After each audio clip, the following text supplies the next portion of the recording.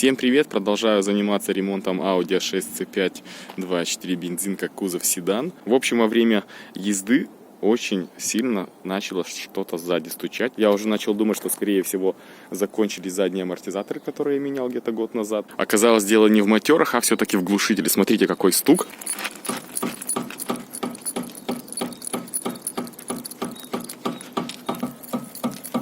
Стал искать причину, оказалось, сам глушак, одно крепление оторвалось, и он просто на ямках бьет прямо в эту вот пластмасску бампера.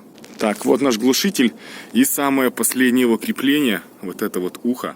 Видите, с одной стороны оно оторвалось прямо от кузова, и получается только вот на одном креплении держится, поэтому бампер немножко сместился в левую сторону. Видите, и он сильно гуляет. Поэтому сейчас надо его попробовать приварить. Посмотрю, реально ли будет тут подвариться. Вот видите, прямо сюда подвариться. И я думаю, этот стук должен исчезнуть, по крайней мере.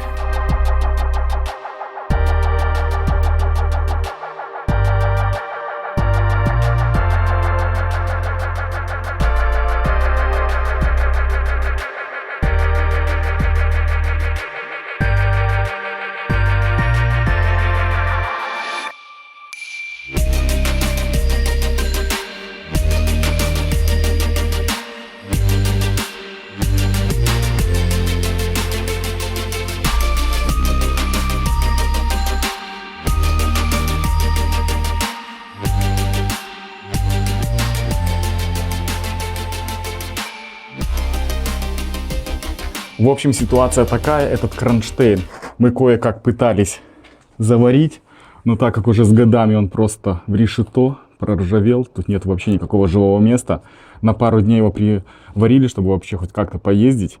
И я поискал в интернете, нашел заменители вот этого кронштейна, потому что если брать оригинальный номер, то почему-то в основном по каталогам выскакивают вот такие вот кронштейны, но которые идут на после рестайлинга. У меня же Audi A6 C5 до рестайлинговая, поэтому те не подходят, пришлось какие-то заменители поискать. И плюс я посмотрел, почему у меня задний глушак начало колбасить так, потому что у меня вот этот еще подвес, видите, он тоже отгнил, его оторвало. Соответственно, вся нагрузка сместилась вот на этот кронштейн, получается самый последний. И он тоже с годами уже проржавел. И начал потихоньку, вот эти вот усы начали потихоньку отрываться. Все-таки я подумал, что лучше проблему решать без сварки, поэтому самый последний кронштейн я нашел фирмы FA1. Он идет, видите, сразу вместе с этим вот резиновым крючком. Похож на алюминий, но это явно не алюминий, наверное. И немножко, видите, другое исполнение, но крепления подходят. Крепление подходит. Исполнение его, видите, такой он более плоский, не как чашка.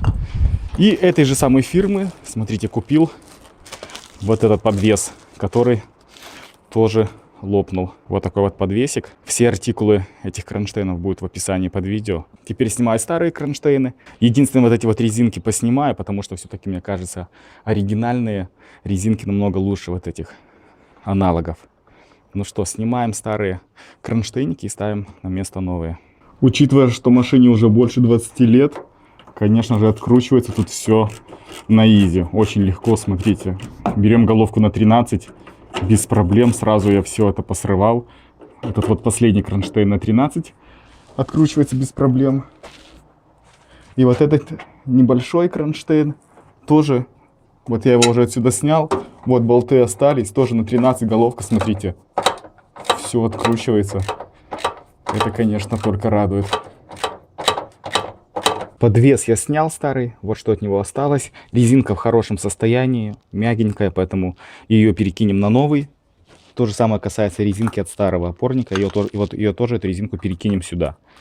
Все, сам же кронштейн полностью умер. Тут все полезло, смотрите.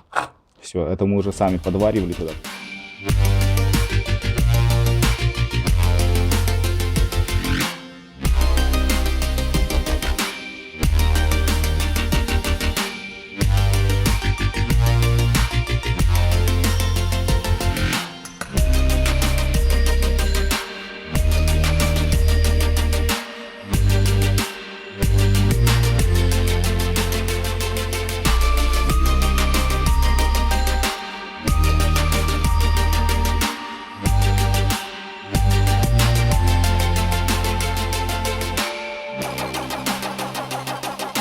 Ну что, на этом, я думаю, можно заканчивать.